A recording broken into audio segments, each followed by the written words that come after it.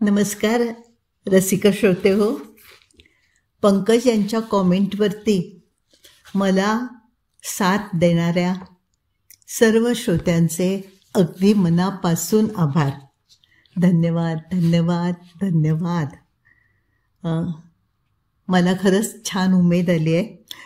आजची दीर्घकथा आहे, त्यामुळे आपण लगेच सुरुवात करूया.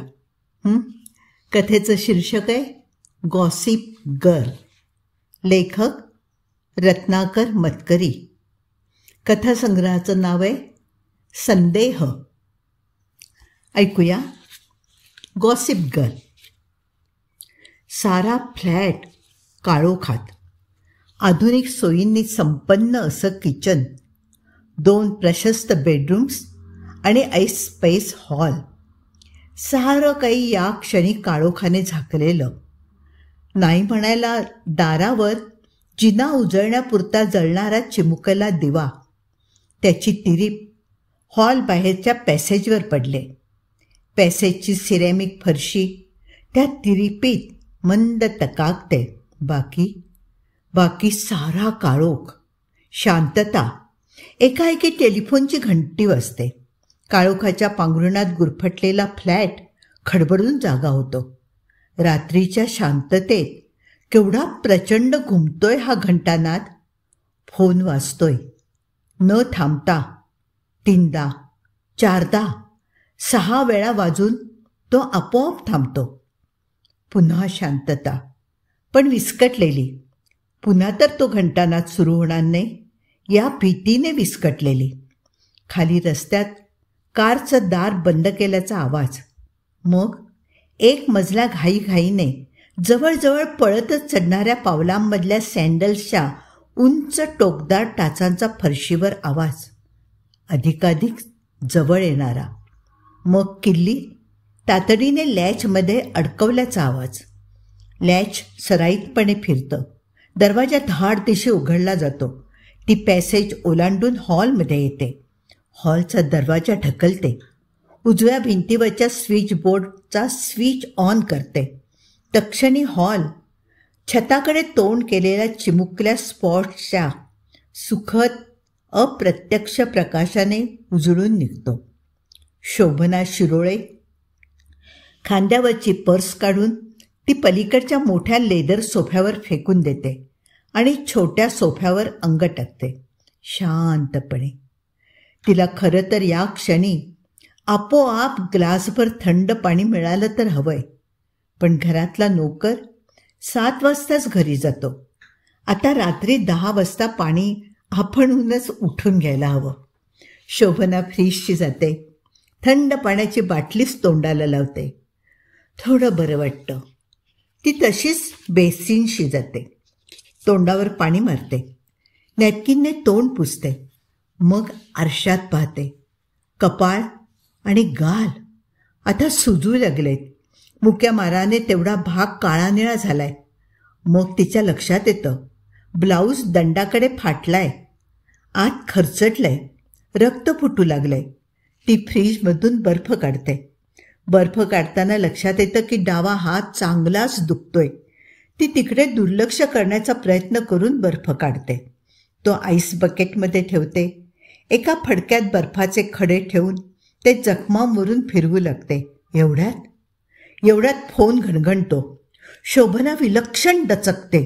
इतकी की बर्फाचा एक खडा फडक्यातून सटकून खाली पडतो. फोन वाजतच राहतो. शोभना जवळच्या बेडरूममध्ये जाते. फोन अजूनही वाजतोय.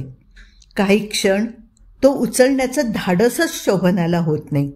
शेवटी धीर करून ती तो उचलते. Hello baby. टर उडवल्यासारखा छद्मी आवाज.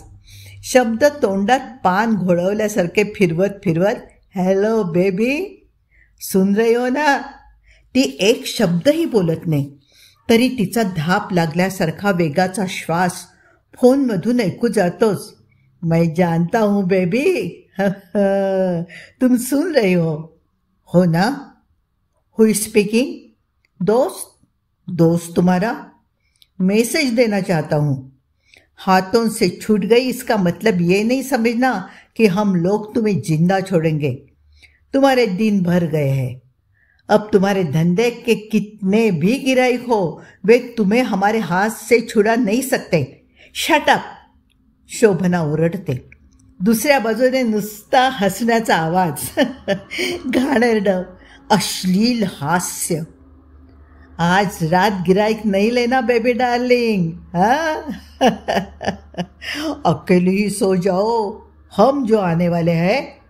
पुन्हा हसण्याचा आवाज आणि फोन डिस्कनेक्टेड.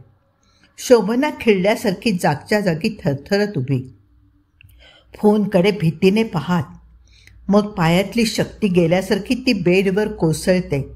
क्षणभराने सावरते, उठते. 4 पावलांवर कॅबिनेट असतं. त्यातून बँडेड, आयोडेक्स वगैरे बाहेर काढते. जखमांवर लावू लागते. पण नुकतीच ऐकलेली धमकी मनातून जात नाही. ती खिडक्या बंद करून घेते. दिवाही मालवणार. एवढ्यात पुन्हा फोन घणघणतो. तो उचलावा की नाही? क्षणभर संभ्रम पडतो. मग ती उचलते. Hello dear, how are you? फोनवर मध्यमवयीन प्रेमळ आवाज. तिचा जीव भांड्यात पडतो. शोभनाच बोलते ना? तिच्या मौनाने गोंधळून जाऊन तो आवाज परत विचारतो. हा Raisaheb. Thank God, I was so worried. मी ऐकला का आज अरोराच्या क्रिसमस पार्टीमध्ये खूप गडबड झाला? कुणी सांगितलं तुम्हाला? What do you mean by कोणीच सांगितला? Half the industry knows it. उद्या न्यूज येतो का नाही बघ पेपरला. The famous gossip girl assaulted. Good. तेवढीच आपल्या सिल्वर स्टारला publicity. No darling, no. I don't want publicity at your cost. You are one of my favorites, a very precious journalist. I am terribly concerned about you. कसा झाला? काय झाला? सगळं सांग बघू. सांगते. But don't make it a news. कोणाला बोलू नका. उद्या सकाळी द्यायचा कॉलम आज रात्री लिहायचा, म्हणून मी पार्टीत शेवटपर्यंत थांबले नाही. 9:15च्या सुमाराला निघाले. माझ्यासाठी टॅक्सी आणायला अरोरांचा माणूस पाठवला होता. Dear, I tell you must have your own car. Driving is out of question Raisaheb. My mind is always too crowded to concentrate on driving. And you know, I don't trust chauffeurs. Anyway, मी driveway cross करून फाटकाशी आले. तेवढ्यात taxi आली. मी पुढे झाले तर टॅक्सीतनं 4 गुंड उतरले. त्यांनी मला बाजूच्या झुडपात खेचलं. खाली पडलं. एक जण गुद्दे मारायला लागला. दुसरा साडी खेचायला लागला. टॅक्सी आधीच निघून गेली होती. मी किंचाळले, जोर करून उठले आणि एकदम धावत सुटले. ते गुंड थोडेच मला पळून जाऊ देत आहेत. पण एवढ्यात समोरून एक कार आली. तिच्या हेडलाईट्सने सगळ्यांचेच डोळे दिपले.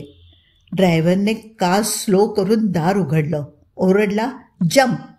मी गाडीत उडी टाकल्याबरोबर त्याने गाडी चालू केली. लगेच गाडीला स्पीड दिला. कोण होता कारवाला? I never found out. पण त्या क्षणी आला तो मात्र एखाद्या देवदूतासारखा. त्याने मला ओळखलं, पण स्वतःचं नावही नाही सांगितलं. म्हणाला, मी माझं कर्तव्य केलं, पण मला यात गुंतायचं नाही. मी तुम्हाला तुमच्या घराजवळ ड्रॉप करेन. नंतर थांबणार नाही. पोलिसांचं लफडं बिपडं आपल्याला नको. मी म्हटलं, okay, I won't describe you to anyone. कोणी घातले असेल गुंड असं तुला वाटतंय? मला काय माहीत. कोणीही असतील. गॉसिप रायटर्सशी सगळ्यांचं वैर. Everybody hates her except her editor, who simply adores her, since he is the only person who is profitable by her column. Now, don't be naughty. You are not just a columnist. You are a creative artist. तू gossip create करतेस. म्हणजे stars म्हणतात त्याप्रमाणे खोट्या कंड्या पिकवतेस. Never, never. Gossip is smoke. It cannot be generated without fire. Star मंडळींनी लफडी करायची सोडून दिली तर गॉसिप कुणाला खरा वाटेल? बाय द वे, तुझ्यावरच्या अटॅकमध्ये तुला कोणाचा संशय येतो? सुधीर बाबू? संशय नाही, 100% खात्री आहे माझी. सुधीरने प्रतिज्ञा केली आहे मला खलास करण्याची. कमॉन, काहीतरीच काय? काहीतरीच नाही. आत्ताच त्याच्या एका चमच्याचा फोन आला होता. मला ठार मारण्याची धमकी दिली आहे त्यांनी. बहुधा आज रात्रीच. Don't worry, I shall inform the police. ते तुला प्रोटेक्शन पाठवून देतील. फॉर गॉड्स सेक, तसं काही करू नका. I don't want publicity even if silver star needs it. By swear, मी सिल्वर स्टारसाठी नव्हतं सांगत. वेल, तुला पोलीस केस नको असेल तर राहायला 2 दिवस आता चांगली विश्रांती घे. उद्याचा कॉलम राहू दे. नाही, उद्याचा कॉलम तर लिहायलाच हवा. अरोराकडच्या क्रिसमस पार्टीच्या रिपोर्टकडे सगळ्यांचे डोळे लागून राहणार. तुम्हाला काय म्हणायचं आहे? सुधीरच्या भीतीने मी रिपोर्टिंग सोडू? मी लिहिणारच आहे याही वेळी. That guy was dead drunk tonight. तिथे सर्वांसमोर चाळे करत होता सुधीर, त्या 17 वर्षांच्या नव्या हिरोईनसमोर. कोणती?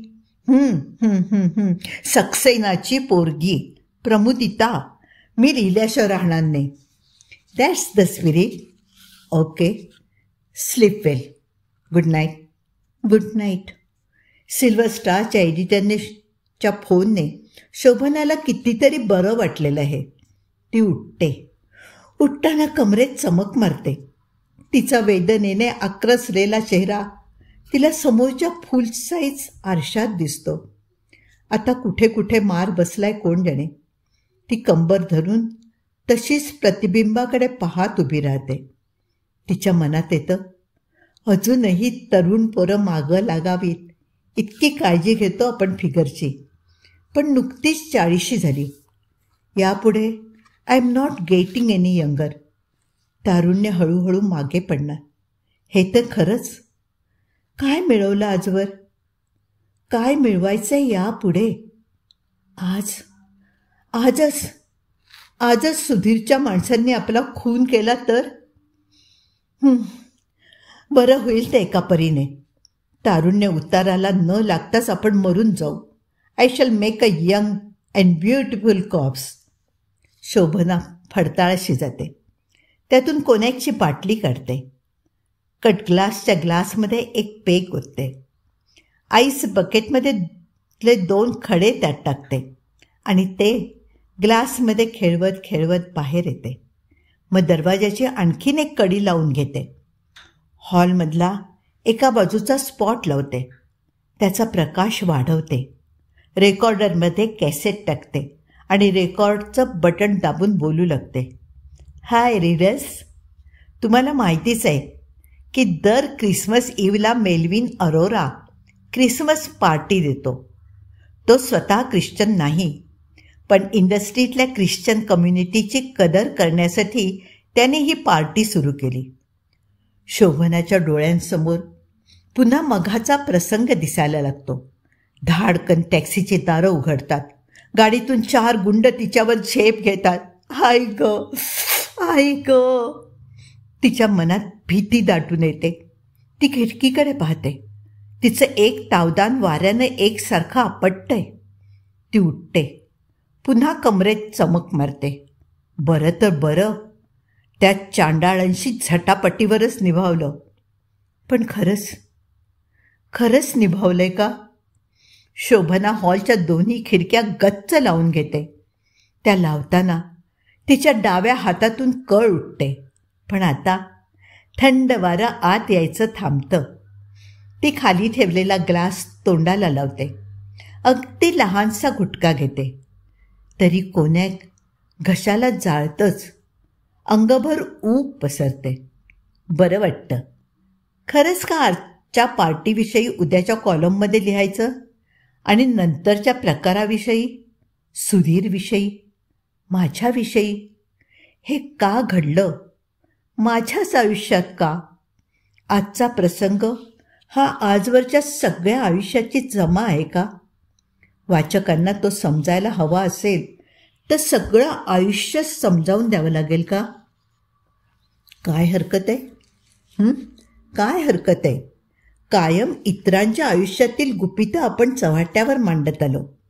आपलं आयुष्य समजून घ्यायचा वाचकांना अधिकार नाही आहे का? यापुढे कदाचित आपल्याला आयुष्यच नसेल तर आपण जे शेवटची गॉसिप स्टोरी लिहू ती आपली स्वतःचीच का असू नये? म्हणजे आपलं खरं खुरं आयुष्य लोकांपुढे उघडं करायचं. त्यांना आपल्याविषयी काय वाटेल? डॅम इट, आपण हा विचार करायचा?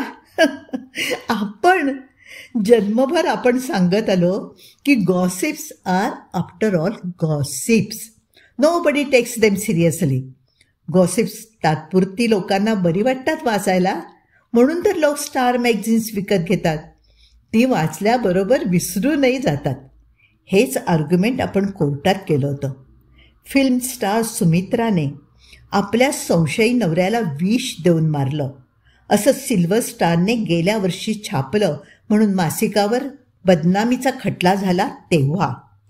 गॉसिप म्हणजे नुसता चटकदार वाचनीय मजकूरच असेल तर आपली गोष्ट का ठेवू नये वाचकांपुढे?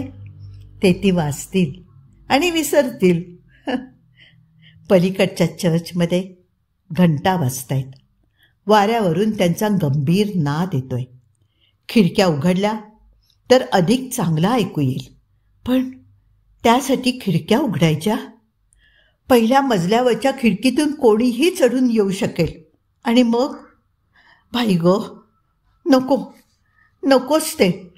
शोभना टेप रिवाइंड करते. नवा मजकूर सांगू लागते. आधी लिहिलेला मजकूर आपोआप पुसला जाऊ लागतो. हाय रीडर्स, मेल्विन अरोरांकडच्या क्रिसमस पार्टीच्या बाहेर जो प्रकार घडला त्याची सुरुवात खरं म्हणजे 20 वर्षांपूर्वी झाली. आता तुम्हाला माहीत असलेली शोभना शिरोळे ही सेलिब्रेटेड गॉसिप गर्ल तेव्हा कॉलेजच्या शेवटच्या वर्षाला होती. नचिकेत सारंग तिला 1 वर्ष ज्युनियर होता. तो कविता लिहायचा. शोभनाला कवितेमध्ये इंटरेस्ट नव्हता, पण सारंगमध्ये होता. त्यामुळे ती कविता आवडतात असं दाखवायची. शिवाय त्या दोघांच्या इतरही गोष्टी जमायच्या. दोघांनाही बेंद्र्यांची चित्रं आवडायची. दोघांनाही गुरुदत्त आवडायचा. दोघांनाही सैगलचं सो जा राजकुमारी सो जा हे गाणं आवडायचं. आणि कोऱ्या पुस्तकांचा वास तर दोघांनाही अतिशय आवडायचा. पुढे कधीतरी दोघांची मैत्री अगदीच घनदाट झाली. तेव्हा तिला नचिकेतला सांगून टाकणं भाग पडलं की राजा, दुखावू नकोस, पण मला कविता म्हणजे खुळेपणा वाटतो. सरळ साधं रोखठोक सांगता येईल ते कवितेत आडवळणाने कशाला सांगायचं?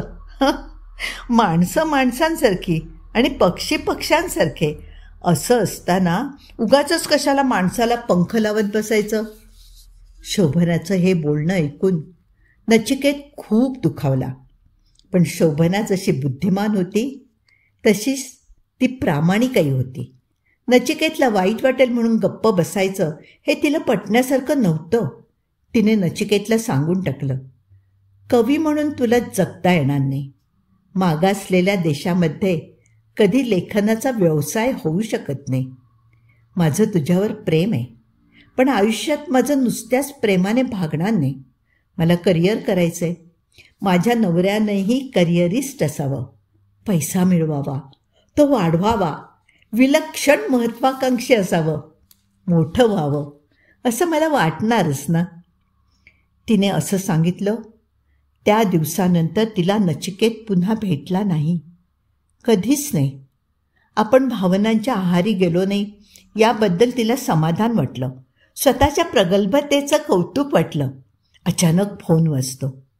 अपरात्रीची वेळ, हातातला ग्लास, आपलं रिपोर्टिंग आणि मध्येच हा फोन कसा आला. तिला काही समजेनसं होतं. मग भान परत येतं. ती फोन उचलते. हॅलो. हाय स्वीटहार्ट. अतिशय घोगरा नशेतला आवाज. How are you. कोण बोलतंय. सुधीर. तुझा मृत्यू बोलतोय. तुझा मृत्यू बोलतोय. अजूनपर्यंत तू जिवंत कशी. साले मला बदनाम केलंस. तू जगात कशी राहतेस तेच मी प्रमुदिताला वाईट मार्गाला लावतो काय. मी प्रमुदिताला वाईट मार्गाला लावतो. अगं एकेकाळी तुला फोन डिस्कनेक्ट होतो. शोभना भयचकित होऊन फोनकडे पाहत राहते. तो परत केव्हाही वाजू लागेल म्हणून.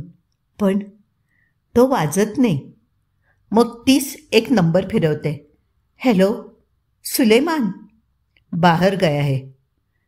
कब आएगा. पता नहीं.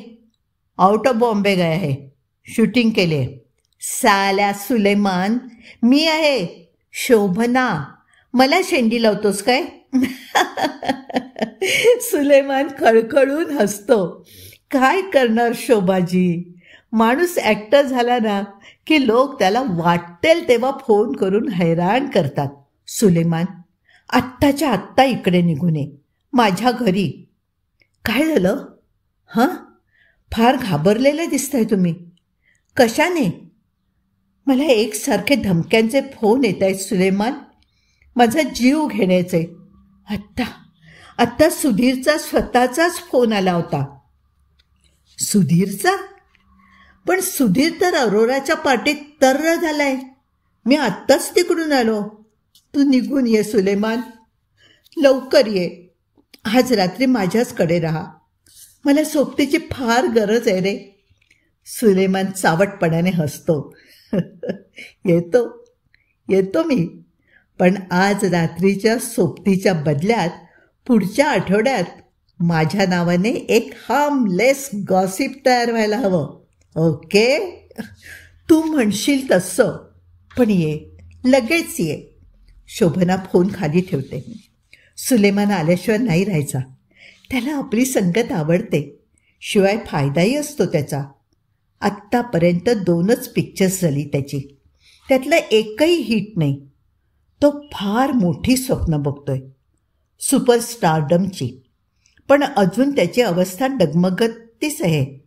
त्याला माझ्या मदतीची गरज आहे. आणि मला त्याच्या तारुण्याची. त्याच्या संगतीत आजची रात्र कशी गेली ते कळणारही नाही.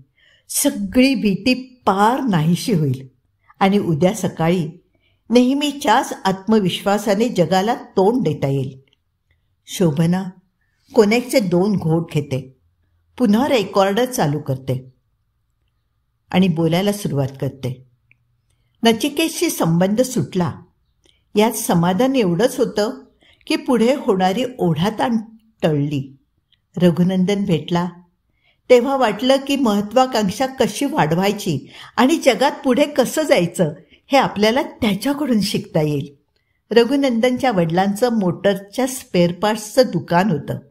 काही मेक्सची एजन्सीही त्यांच्याकडे होती. वस्तूवर सोन्याचा वर्ख चढवावा तशी घरावर श्रीमंती चढलेली होती. तरीही रघुनंदनला आणखीन मोठं व्हायचं होतं. त्याला पैसा हवा होता. पैशाबरोबर येणारी सत्ता हवी होती. रघुनंदनला सिनेमावाल्यांविषयी आकर्षण, त्यांना त्याच्या श्रीमंतीचं अप्रूप, म्हणून अनेक निर्मात्यांशी नटांशी त्याची दोस्ती होती. सतत स्टुडिओच्या वाऱ्या आणि त्यातून तयार झालेले एक्स्ट्रा नट्यांशी संबंध.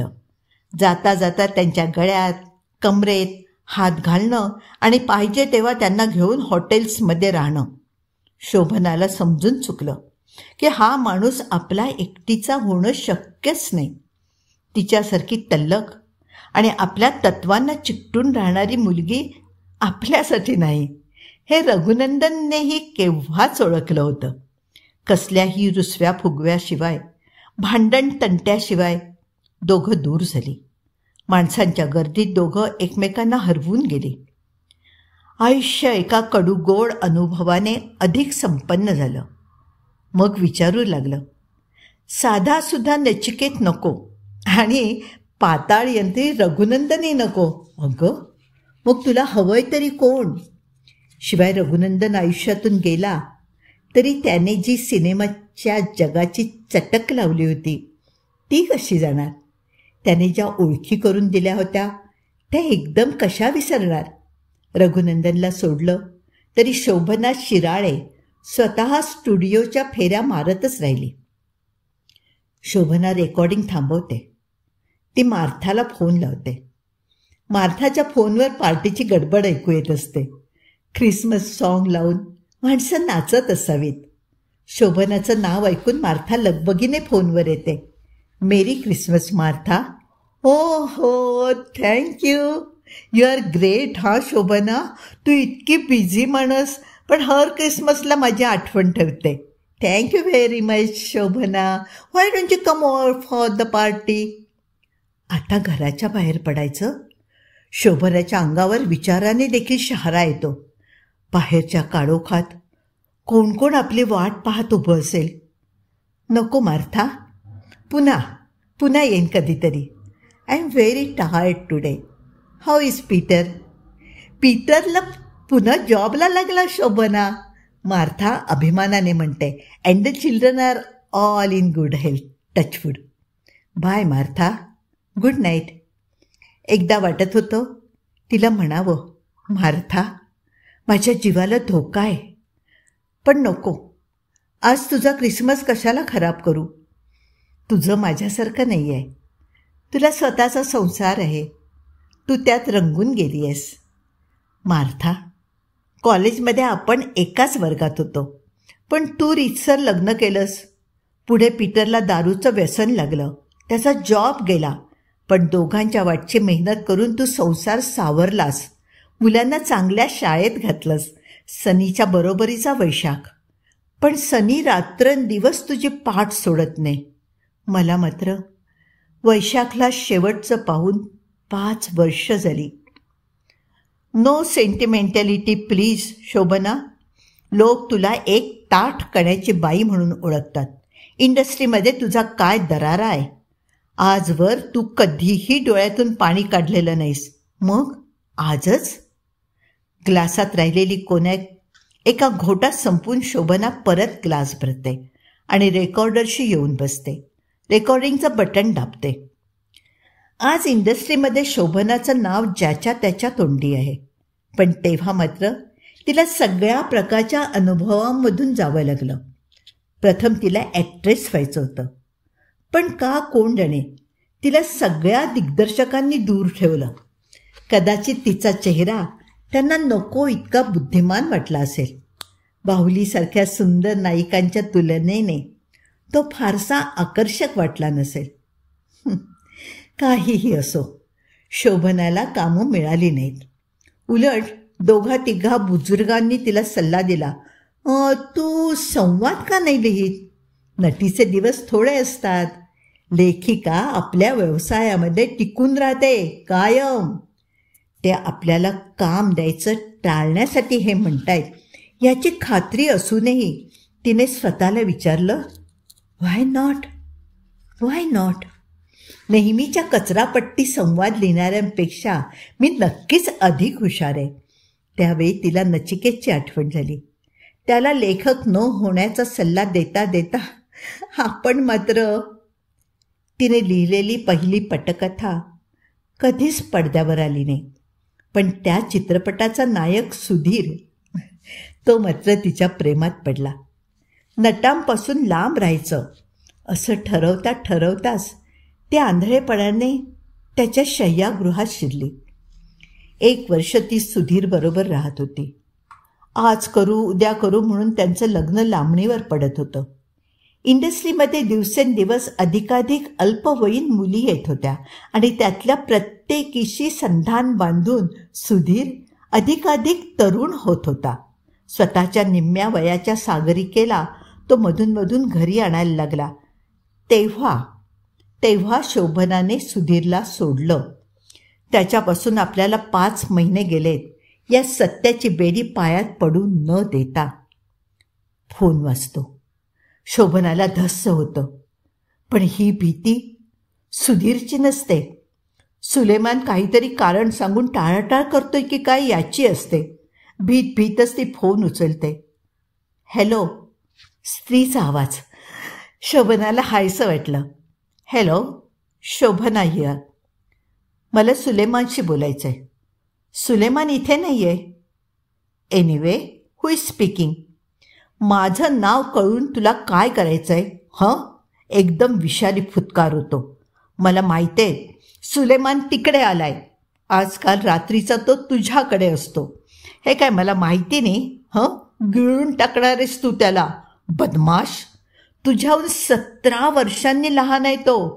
तुझ्या निम्म्या वयाचा. शरम कशी नाही वाटत तुला त्याचा घास घ्यायला? शोभनाच्याने अधिक ऐकवत नाही. ती फोन खाली ठेवते. कोण असेल ही? बहुधा रागिणी असावी. सुलेमानची गेल्या वर्षातली स्टेडी गर्लफ्रेंड. काय गट्स या मुलीचे.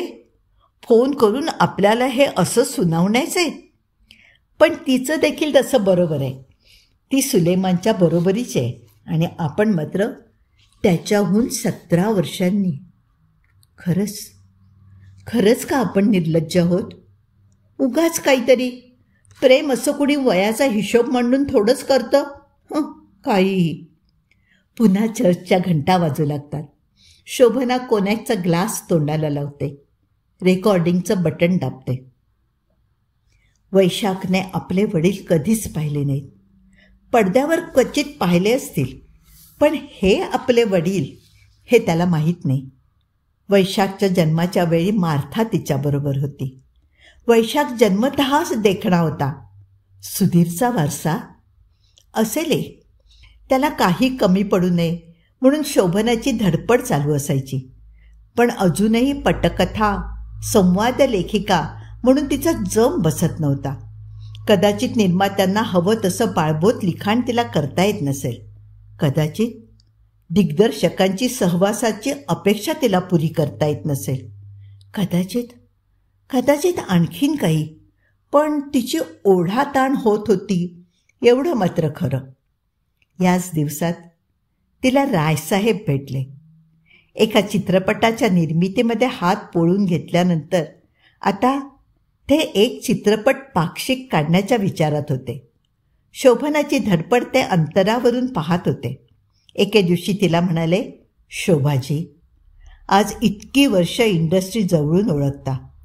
Why not join me as a columnist? आणि त्या क्षणी रसिक वाचक हो, त्या ऐतिहासिक क्षणी तुमच्या गॉसिप गर्लचा जन्म झाला. सिल्वर स्टारसाठी लिहायला पेन हातात घेतलं. त्या क्षणी सुधीरची मूर्ती डोळ्यांसमोर दिसली. वाटलं याने माझ्या असहाय्यतेचा फायदा घेऊन मला फसवलं. पण आज माझ्यात नवीन शक्ती आली आहे. मी या नटाचा सुंदर मुखवटा फाडून टाकू शकते. याने मला फसवलं, आणखीन 4 जणींना फसवलं. हे सागरिकेला कळू दे. तिला वेळी सावध होऊन त्याच्यापासून दूर जाऊ दे. तिच्यानंतर इंडस्ट्रीत ज्या मुली येणार असतील त्यांना कळू दे. सगळ्या जगाला कळू दे. सगळ्या जगाला कळू दे. मग सिल्वर स्टारने सुधीर विरुद्ध आघाडीच उघडली. त्याची सगळी कुलंगडी चव्हाट्यावर आणायला सुरुवात केली. अंक जोरात खपू लागला. एकटा सुधीरच नाही तर इतर नट नटींच्या, निर्मात्या दिग्दर्शकांच्या, गायक गायिकांच्या खऱ्या खोट्या शेकडो चमचमीत बातम्या मसालेदार, चटपटीत, नर्मविनोदी, औपरोधिक शैलीच वाचकांना वाचायला मिळू लागल्या. शोभनेमधल्या लेखिकेला आपला सूर सापडला आणि रायसाहेबांच्या पाक्षिकाचा, जे आता साप्ताहिक झालं होतं, त्याचा खप 10 लाखांवर गेला. त्यांनी शोभनेला लिहिण्याचं पूर्ण स्वातंत्र्य आणि कायद्याचं संरक्षण दिलं. मुख्य म्हणजे बापाची माया दिली. टेलिफोन पुन्हा वाजू लागतो. हाच रात्रभर तो असाच वाजत राहणार का? हाऊ स्ट्रेंज, असं मनाशी म्हणत शोभना तो उचलते. हॅलो, नमस्कार, मी ब्रिजनाथ संघवी. इतक्या रात्रीचा फोन केलात? हां, वैशाख बरा आहे ना? मध्ये थोडा ब्रॉन्कायटिसचा त्रास होता. मेडिकल ट्रीटमेंट खूप केली. खूप खर्च झाला हो. नेहमीच होतो. पैसा थोडा वाढवायचा बघा. जास्ती नाही, एक 500 रुपयांनी. 500? आकडा शोभनाच्या घशातच अडकतो. तुम्हाला जादा नाही. मिनिस्टर साहेबांना सांगा की लगेच सोय होणार. माफ करजो हां, भलत्या टायमाला फोन केला. कुठून बोलताय तुम्ही? बॉम्बेतूनच. दिवसभर ट्राय केला पण तुम्ही घरी नव्हते. आता रात्री 12:30ची गाडी आहे. उटीला परत चालला. तेवढा ते ध्यानात ठेवा हं. 500 रुपया. हां, 500 रुपया, नाहीतर तुमचे बेटेचा हाल होणार. हाल होणार म्हणून पहिलेच सांगितलं हां. मी विचार करून कळवते. Good night. शोभना फोन खाली ठेवते. तिच्या कपाळाची जखम चुचरू लागते. गळ्याशी हुंदका दाटून येतो. पैसे दिले नाहीत तर वैशाखचे हाल होणार. किती हलकट माणूस आहे हा. वैशाखसाठी दरमहा पाठवायची रक्कम गेल्याच वर्षी 200 रुपयांनी वाढवली होती. या माणसाचे हाव वाढतच चालले आहे. आता फार काळ वैशाखला त्याच्याकडे ठेवून नाही चालणार. शोभना रेकॉर्डिंगचं बटन दाबून बोलायला सुरुवात करते. 8 वर्षांपूर्वी रायसाहेबांनी सुचवलं की वैशाखला जवळ ठेवलं तर त्याची आणि तुझी दोघांचीही ओढाताण होईल. उटीला त्यांच्या नात्यातलं हे संघवी जोडपं. त्यांना मूल नव्हतं. त्यांच्याकडे वैशाखला ठेवावं आणि तिथल्याच शाळेत त्याला घालावं असं ठरलं. 5 वर्ष त्यांनी वैशाखला कसलीही तक्रार न करता वाढवलं. पण त्याचा टिंबरवूडचा धंदा जसजसा वाढत चालला तशी त्याची पैशाची हावही वाढत गेली. 3 वर्षापूर्वी त्याने एकदा 10,000 रुपयांची मागणी केली. शोभना घाबरून गेली. पण रायसाहेबांनी वेगळाच मार्ग काढला. ते म्हणाले, एकदा पैसा दिले की संघवी नेहमीच मागत राहील. त्यापेक्षा येताला एकदा चांगला धडा शिकूया. Minister R.N. चौधरींशी माझी चांगली मैत्री आहे. संघवीचं टिंबर फॅक्टरीचं लायसन्स गोत्यात आणता येईल. ते सोडवायला तो मिनिस्टरपर्यंत गेला की त्यांच्याचकडून त्याला कानपिचक्या देता येतील. रायसाहेबांबरोबर शोभना मिनिस्टर R.N. चौधरींकडे गेली आणि केबिनमध्ये प्रवेश करता क्षणी मंत्र्यांच्या खुर्चीवर रघुनंदनला पाहून चकित झाली. रघुनंदनही तिला पाहून भारावून गेला. म्हणाला, पुष्कळदा वाचतं तुझं नाव. तू आता मोठी बाई झालीस. तू काय कमी मोठा झालायस? शोभना म्हणाली. तुला सत्ता हवी होती, पैसा हवा होता. ते सगळं मिळवलंस तू शेवटी. नाही तर दुकानाच्या गल्ल्यावर बसवलं असतं आप्पाजींनी. खदखदून हसत रघुनंदन म्हणाला, तू थांब थोडा वेळ. पुष्कळ वर्षांनी भेटलीस. मी अशी सोडणार नाही. माझ्याबरोबर बंगल्यावर चल. आपण तुझ्या प्रॉब्लेमचा सविस्तर विचार करूया. रघुनंदनने नुसताच विचार केला नाही, प्रॉब्लेम पुष्कळ सोपा केला. त्याने संघवीला कानपिचक्या तर दिल्यास, पण वैशाखचा सगळा खर्च स्वतःवर घेतला. फॉर द ओल्ड टाईम सेक. एवढंच नाही तर त्याने हा राहता प्रशस्त फ्लॅटसुद्धा तिला घेऊन दिला. या सगळ्याच्या बदल्यात तिने फक्त एकच करायचं होतं. कधी कधी तो मागेल तेव्हा मुंबईत किंवा मुंबईबाहेर त्याला 2 रात्रीची सोबत करायची होती. अगेन फॉर ओल्ड टाईम्स सेक. शोभनाने हे नाकारलं नाही. रघुनंदनची पत्नी, तिची स्वतःची तत्त्व वगैरे अनेक गोष्टींशीही तडजोड होती. पण इंडस्ट्रीतल्या सगळ्या बऱ्या वाईट अनुभवानंतर आता शोभनेचं मन खूपच निब्बर झालं होतं. तिला वाटू लागलं होतं आयुष्य घडवण्याचा काळ खूपच मागे पडलाय. त्याचा आकार आपल्या नकळतच ठरून गेलाय. आता ते आहे तसं शक्य तेवढ्या सुखात घालवणं एवढंच आपल्या हातात राहिलंय. शोभना थोड्या वेळासाठी रेकॉर्डिंग बंद करते. कोणाची सुस्त धुंदी तिच्या शरीरभर पसरू लागलेली. झोपावंसं वाटतं, पण नको. झोपायची भीती वाटते. आज रात्री काहीही होईल. सुलेमान सुलेमान सुलेमान अजून कसा नाही आला? शोभना परत सुलेमानकडे फोन करते. हॅलो, सुलेमान आहे? नाही शोभाजी, मगाच बाहेर गेला. सुलेमान नाही ना हे बोलत? फोनवर हसू. डिट्टो सुलेमानसारखं. नहीं शोभाजी, मैं उसका भाई बोल रहा हूँ. हमारे आवाज एक जैसे है. शोभना फोन खाली ठेवते. स्पष्टीकरणानंतरही तिची खात्री पटलेली नाही की तो नक्की सुलेमान नव्हता. सुलेमान, एव्हर इल्युझिव्ह सुलेमान. त्याची कधीच खात्री देता येत नाही. एका क्षणी तो आपल्या कुशीत असतो, आपणच त्याचं सारं जग असतो. दुसऱ्या क्षणी तो इतका दूर दूर पोचलेला असतो की आपण जवळ आहोत याची त्याला आठवण करून द्यावी लागते. पण कुणी सांगावं, त्याच्या याच गुणावर आपण प्रेम करीत असू.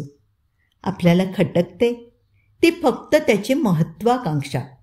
त्याला सुपरस्टार व्हायचे, शक्य तितक्या लवकर, आणि त्यासाठी काहीही करायची त्याची तयारी आहे. अगदी काहीही. घरातून बाहेर गेलाय. मगाच इकडेच यायला निघालेला असो म्हणजे झालं. कदाचित आता फार वेळ उरलेला नसेल. सुलेमान इथे येऊन पोहोचायच्या आधीच आपलं काही बरं वाईट झालं तर मग वैशाखचं काय होईल? त्याच्याकडे कोण पाहिल? विमनस्कपणे ती रघुवंश बंगल्याचा फोन लावते. हॅलो, रघुजी आहेत का? झोपलेत. आत्ताच टूरवरून आले. कोण बोलते? मी शोभना शिरोळे बोलते.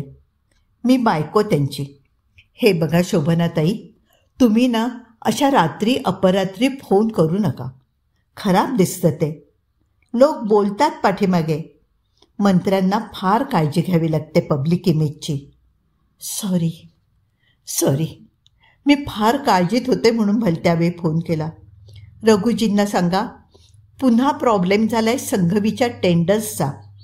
मी कदाचित उद्या नसेन इथे. मग म्हणावं, तुम्हीच संघवीचा कन्सर ताब्यात घ्या. वाढवा त्याला. नक्की सांगा. एवढं सांगाल ना? सांगेन. मंत्र्यांना बहुतेक सगळेच फोन असे तातडीच येतात. बरोबर आहे. अडचणी सापडल्यावरच लोक मंत्र्यांकडे धाव घेणार. आणि निरोप पण असे आडवळणाने देतात. पण तुम्हीच सांगा. कुठं काही लपून राहतं का? आता तुमचंच बघा ना. मला चांगली माहिती आहे तुमची. फक्त हे संघवीचं लफडं नव्हतं माझ्या कानावर. यांनाच विचारेन उद्या. विचारा. मी उद्या करेन फोन. इथे असले तर. फोन खाली ठेवताच शोभनाला कमालीचं थकल्यासारखं वाटतं आयुष्याला काही आकारच राहिला नाही. लेखिका व्हायची महत्त्वाकांक्षा ठेवली आणि झालो गॉसिप कॉलमिस्ट. पैसा मिळवायचं ठरवलं, पण मंत्र्यांच्या दयेवर जगावं लागलं. जन्म दिला, पण मूल अंतरलं. प्रेमाच्या शोधात 4 ठिकाणी फिरले. शेवटी मिळालं फक्त शरीराचं सुख. तेही त्या पुरुषांच्या मनात असेल तेव्हा. आपण काय मिळवलं? देवाच्या आळंदीला निघून चोराच्या आळंदीला पोचावं तसं झालं आपलं. त्यापेक्षा या पुरुषांचं बरं. ज्यांनी देव व्हायचं ठरवलं ते देव झाले. चोर व्हायचं ठरवलं ते चोर झाले. नचिकेत कवी झाला की नाही ते माहीत नाही, पण रघुनंदनला सत्ता मिळाली. सुधीर मोठा नट झाला. त्याचा एक मोठा कंपूच तयार झाला. आणि सुलेमान, त्याची महत्त्वाकांक्षा दुसरा सुधीरच होण्याची आहे. या पुरुषांच्या जवळ आपण आलो. कधीतरी दूर गेलो. आपण त्यांना सोडलं की तेच आपल्याला सोडून गेले? यातलं कुणीच आपल्या आयुष्याला अर्थ देऊ शकलं नाही. आता वैशाख तरी. गेली 5 वर्ष आपल्याला न दिसलेला तो पुरुष, आता त्याची तरी काय आशा ठेवायची? शोभना शिरोळे टेलिफोनकडे पाहत राहते, जसं काही त्या लहानशा यांत्रिक साधनामध्ये या सगळ्या पुरुषांचं जग सामावलेलं आहे. प्रेमाचं, आश्वासनांचं, द्वेषाचं, धमक्यांचं, महत्त्वाकांक्षेचं, सत्तेचं, असूयेचं. त्या जगाच्या बाहेर उभी राहून मी वाट बघते. कधी घंटा घणघणते आणि कधी ते जग आपल्याला बोलावतं धमकी देण्यासाठी, फसवण्यासाठी, ब्लॅकमेल करण्यासाठी. त्यांची गरज म्हणून मी जीवाच्या आकांताने डायल फिरवते, हाका मारते आणि माझी गरज सांगते. तेव्हा काय उत्तर येतं? काही नाही, काहीही नाही. आणखीन एखादं पोकळ आश्वासन, एखादं छद्मी हास्य, एखादा कुचकट शेरा.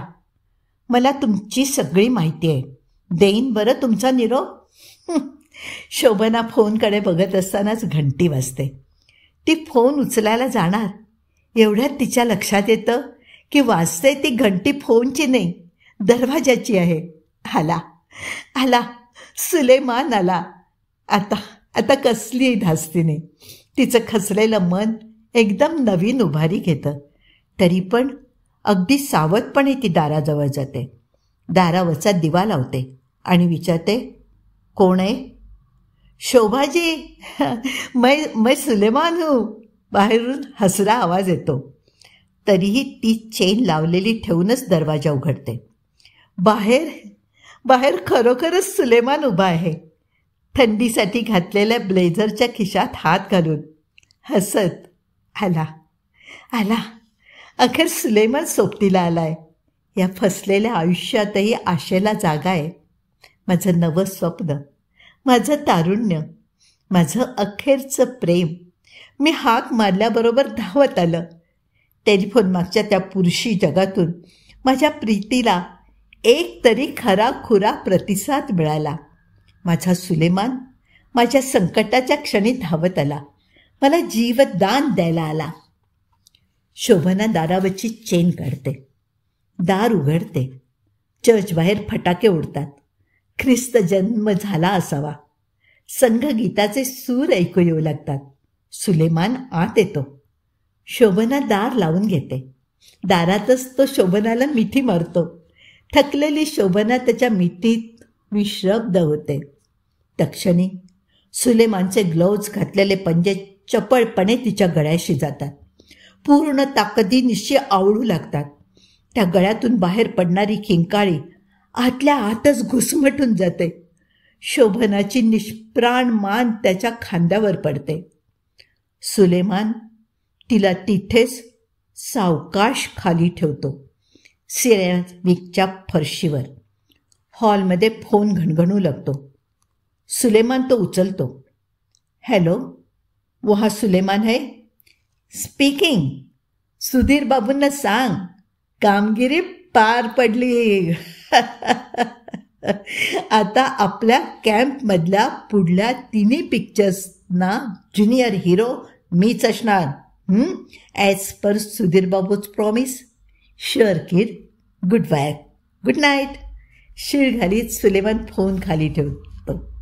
चर्चमध्ये म्हटल्या जात असलेल्या सामचे सूर वाऱ्यावरून अस्पष्ट वाहत येतात. शांत, स्वर्गीय. कथा इथे संपली आहे. पूर्वी देवयानी चौबळ नावाच्या यशस्वी, अत्यंत देखण्या पण बहुचर्चित सिनेपत्रकार होत्या. ही कथा वाचल्यावर मला त्यांची आठवण आली. नाही, त्यांचा अंत ह्या कथेमध्ये दिलाय तसा झालेला नाही, पण त्यांच्या आयुष्यातील काही वादळं ह्या कथेमध्ये आहेत. कदाचित त्यांचंच चित्र डोळ्यासमोर लिहून ह्याच्यामधली शोभना साकार केली असेल. उत्सुकता असल्यास माझ्या फेसबुक वॉलवर त्यांच्यावरती एक माहितीपर पोस्ट आहे, ती वाचावी. शोभना आणि देवयानी यांच्यामध्ये खूप साम्य आहे. पुन्हा भेटूया नव्या कथेसह.